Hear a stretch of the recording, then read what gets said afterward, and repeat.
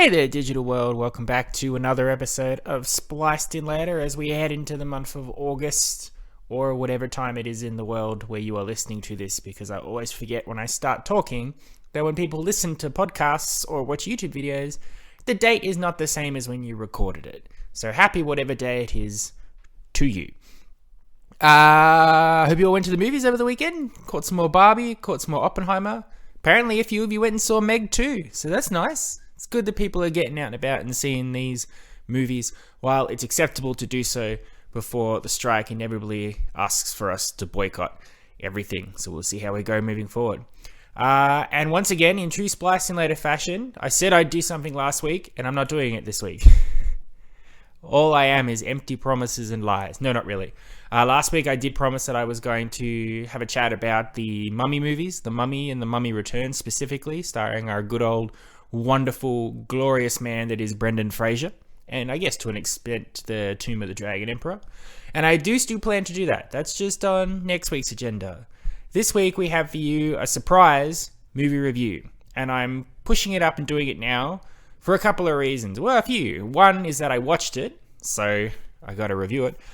Number two is that I very, very much liked it, which means unless there's like the epitome of good films between now and the end of the year, it's going to be on my top 10 movies of 2023.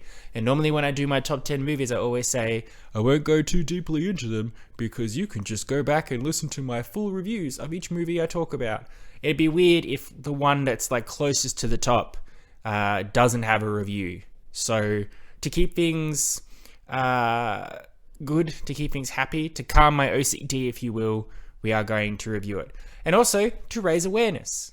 Now, I don't know if I need to raise awareness. I am fully admitting that I'm very behind the hype train for this movie. I believe it came out quite some time ago. I know this because a friend of mine who watched it was adamantly on me for weeks to watch this thing.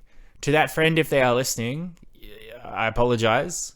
You did tell me this was going to be great and I was going to love it, and I poo-pooed you, which I shouldn't do because I poo-poo every time they say I'm going to like a movie and I end up liking it. So I don't know why. I think it's stubbornness. It's that Pingu meme where it says someone wants you to do something that you know you'll like, but they want you to do it. Well, now I'm not going to do it. So that's what that happens. If people tell me to do something for some reason, I'm difficult about it. So I apologize for that. But to anyone else listening who is my friend, who I have mentioned this movie to and recommended, I now pass the baton on to you. Don't be like me. Don't say, okay, and then maybe get to it someday or another. Prioritize watching this movie because it's amazing. And I guess in a time where, you know, the line is blurred between what an animated film is for, there's still that presumption that animated films are for children and not really worth adult times.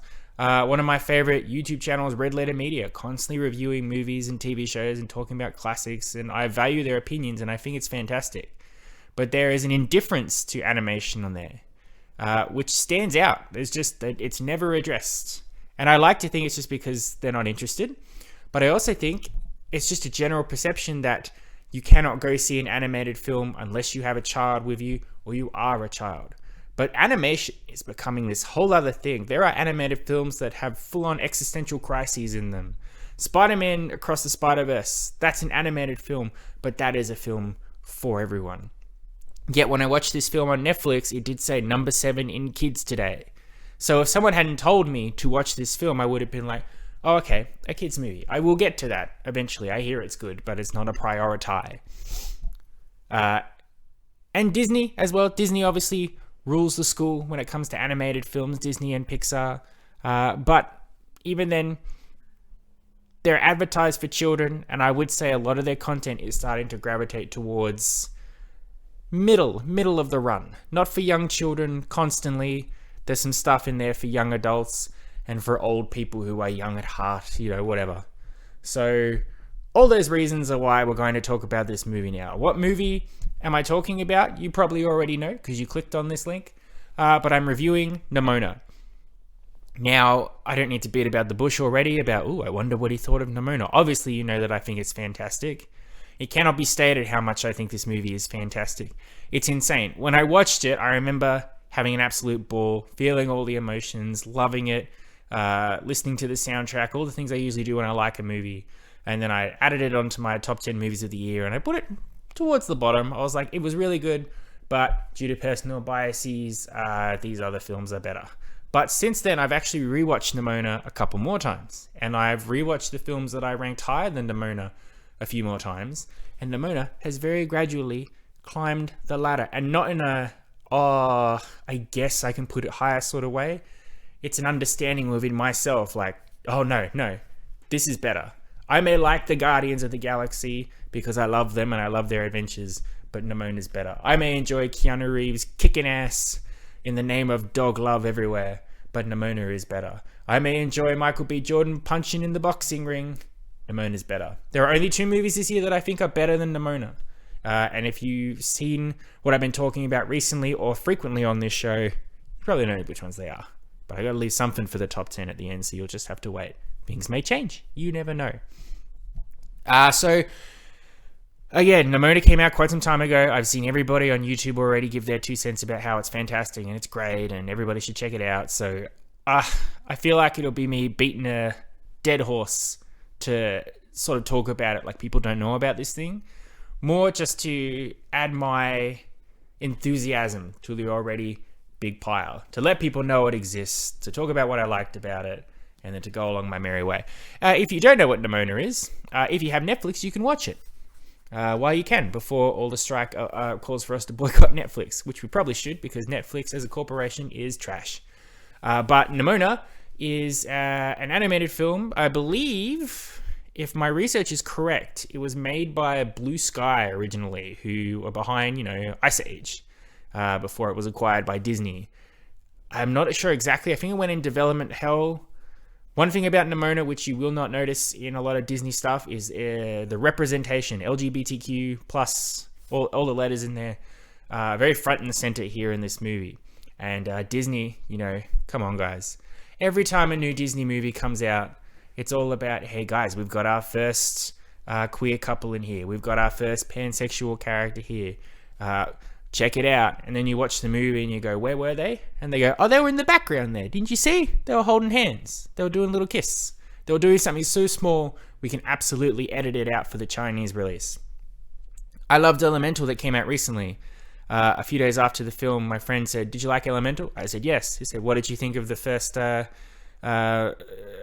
non-binary character? And I was like, there was a non-binary character in there? And he pointed it out to me. I was like, that person has no lines. And to me, I had no idea. So there you go.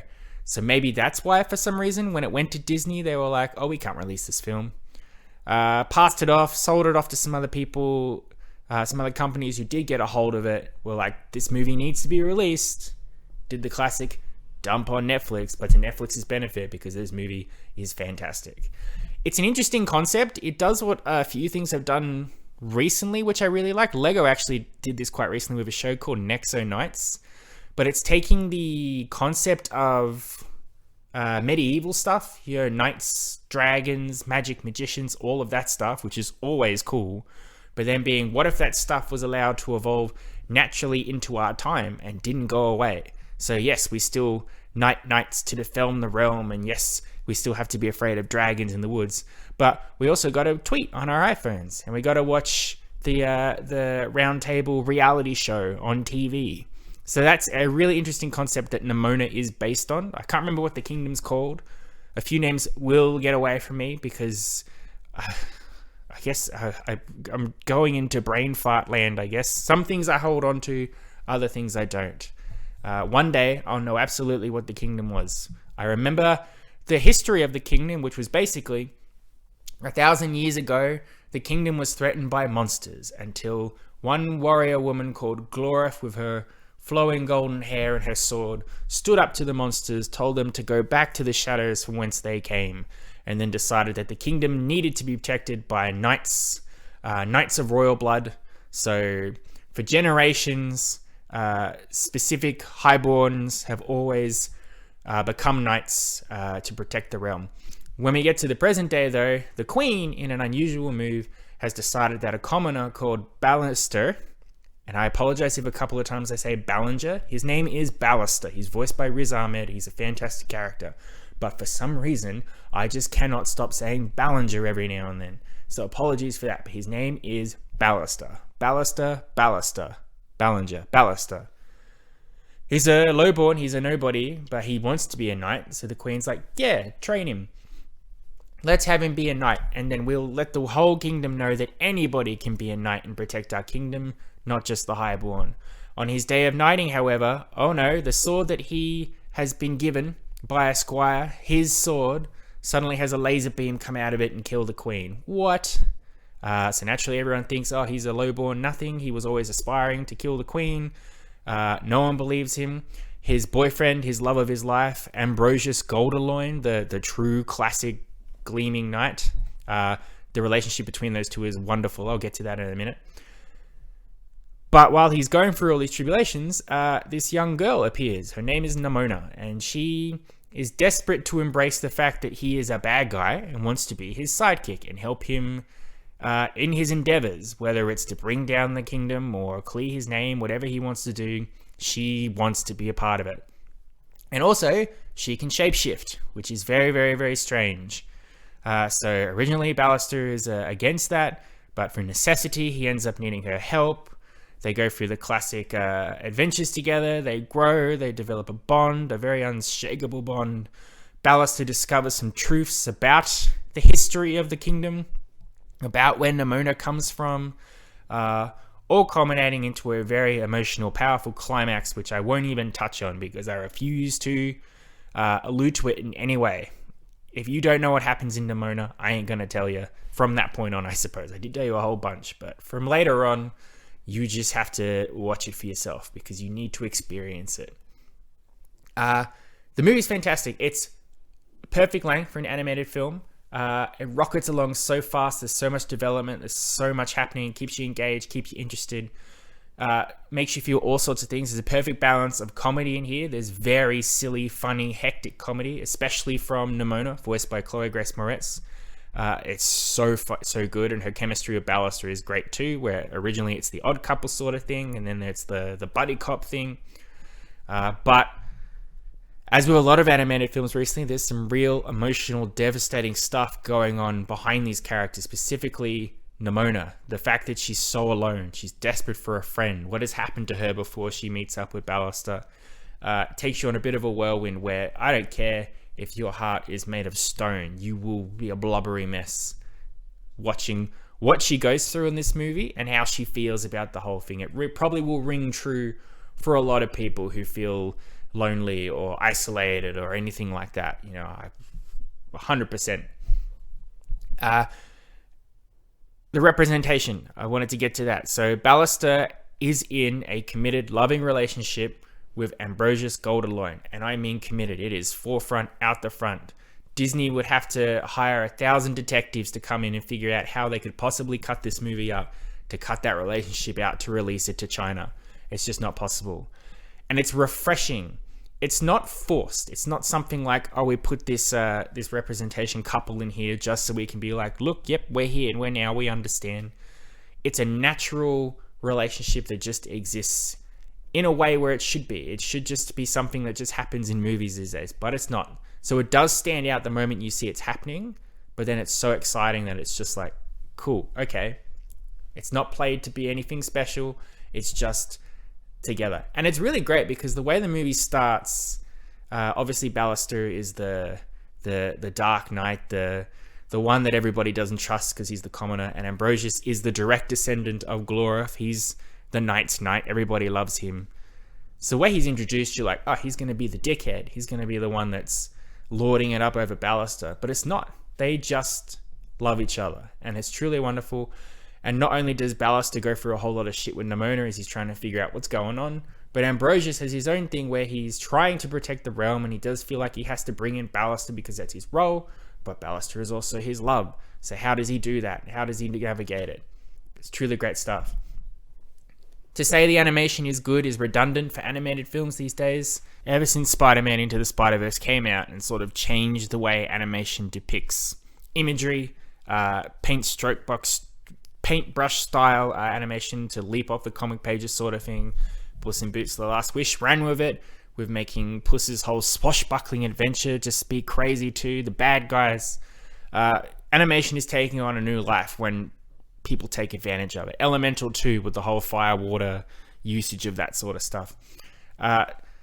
It really stands out in here, especially with the way that it's used to emphasize Nimona's character and personality. Right off the bat, you know something is different about Nimona because of her animation style.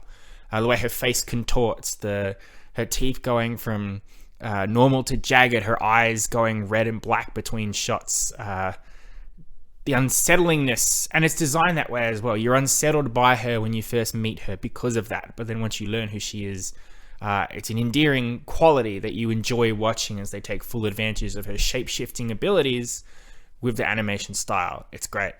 It's vibrant, it's colorful. I love the amalgamation the animation shows between old-timey night shit and I don't know if you were walking down New York City and the Real Housewives of Beverly Hills was on the TV.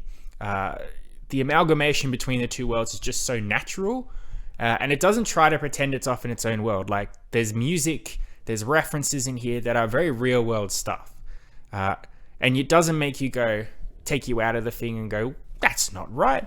It just adds to your overall enjoyment of the film. And the soundtrack is wonderful. I've been listening to one particular song from the movie by the band Metric. It's either Girls, Golds and Guns or Guns, Golds and Girls. I don't remember which way the words go, but it's a banger. I love it.